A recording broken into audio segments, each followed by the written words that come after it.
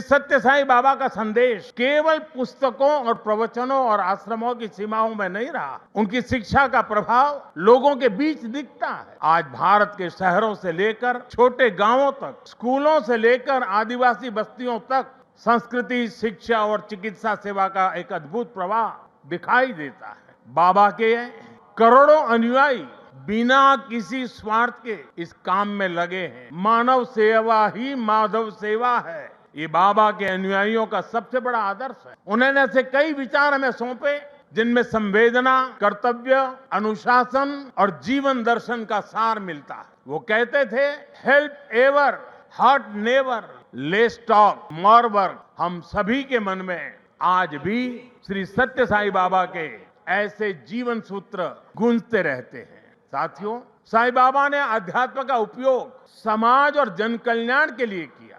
उन्होंने इसे निष्काम सेवा, चरित्र निर्माण और मूल्य आधारित शिक्षा से जोड़ा। उन्होंने किसी मत या सिद्धांत पर अपनी शक्ति नहीं लगाई। उन्होंने गरीबों की सहायता की और उनके दुखों को दूर करने के लिए कार्य किया।